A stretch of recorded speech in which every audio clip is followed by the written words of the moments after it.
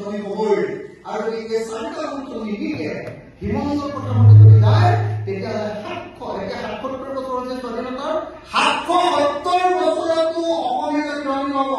চাৰিটা মন্ত্ৰ কি কি?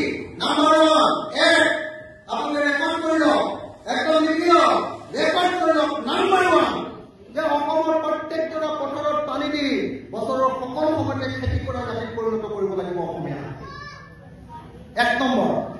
2 নম্বৰ, পথাৰত যিটো বস্তু উৎপাদন হ'ব, আপোনাৰ ঘৰত যিটো বস্তু উৎপাদন হ'ব তাৰ আচল দাম অৰ্থাৎ মিনিমাম ছাপৰ্ট প্ৰাইচ, উৎপাদন খৰচতকৈ 3 গুণ দাম আপুনি পাব লাগিব, কিন্তু চৰকাৰে ব্যৱস্থা কৰিব লাগিব। 2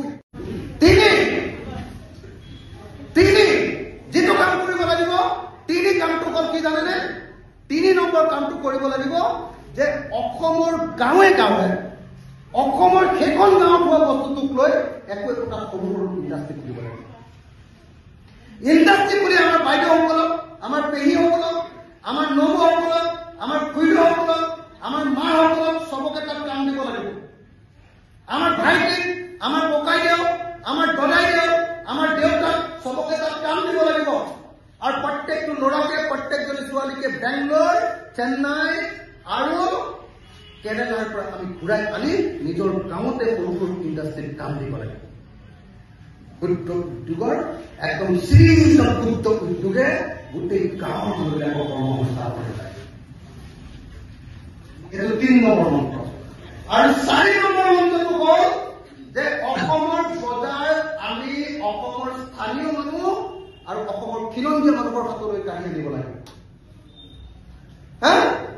এতিয়া আটাইতকৈ ডাঙৰ বজাৰখন আমাজনৰ হাতত আছে, অনলাইন বজাৰ ফ্লিপকাৰ্টৰ হাতত আছে, সেইখন আমাৰ হাতলৈ আনিব লাগিব।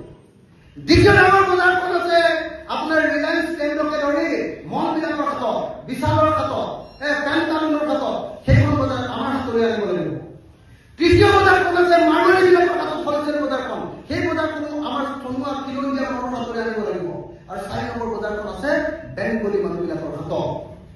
যিবিলাক স্থানীয় বেংগলী মানুহ তেওঁলোকৰ হাতত থাকিব, বাকী যিবিলাক বাহিৰৰ পৰা আহি অকল বেপাৰ কৰিবলৈ আহিছে তেওঁলোকৰ বজাৰবিলাকো আমি লাহে লাহে আমাৰ গুণৰ জৰিয়তে আমাৰ হাতলৈ আনিব লাগে।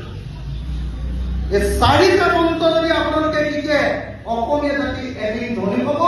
মই মৰি গ'লেও আপোনালোকে এই মন্ত্ৰকেইটা কেতিয়াও পাহৰি নাযাব। এই মন্ত্ৰকেইটা কৰাৰ বাহিৰে বেলেগ কোনো কাম টাটা কোম্পানী আনি, ৰিলায়েন্স কোম্পানী আনি, আদানী আনি কেতিয়াও হিমন্ত বিশ্ব শৰ্মা বা সৰ্বানন্দ সোণোৱাল বা গৌৰৱ গগৈ বা ভূপেন বৰা বা অন্য কোনোবা তৰুণ গগৈ আমাক অসমীয়া জাতিক ধনী কৰিব নোৱাৰে।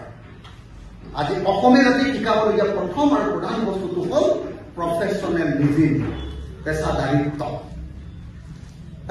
এখন চৰকাৰৰ কাম হ'ব লাগে সেইটো। পেছাদাৰিত্ব মানে বুজি পাইছা নাই? প্ৰফেচনেলিজিম এনে কি কৰোঁ আমি? আমাৰ ঘৰৰ ওচৰতে ইমানকণমান ধনিয়া কৰোঁ, ইমানকণমান লাই শাক কৰোঁ, এজোপা দুজোপা আমাৰ হেৰি কি কয় অমিতা গছ, এজোপা লাও, যেনে তেনে কোমোৰা এজোপা মানে হেৰি গোহালিতে পৰিলে সেইজোপাই খেতি মানে সেইটোৱে আপোনাৰ বৰ খেতি মানে যে বজাৰলৈ নিবৰ কাৰণে খেতি।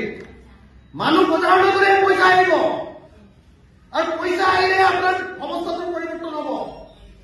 এই যিটো পেছাদাৰিত্ব প্ৰত্যেকখন সময় আপুনি প্ৰফেচনেলি ব্যৱহাৰ কৰিব লাগিব। এই পৰ্যায়ত অসমীয়া জাতি শিকিব লাগিব।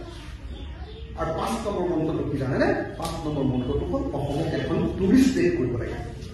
যিখিনি মানুহৰ পৰ্যটন যেনেকৈ আমি কাজিৰঙা চাবলৈ যাওঁ নাই, গোৱাৰ মানুহে গোৱাৰ সাগৰৰ পানীৰ পৰা বিক্ৰী কৰি মানে কি তাত গা ধুবলৈ দি গোৱাৰ মানুহৰ এবছৰৰ এজন মানুহৰ ইনকাম 6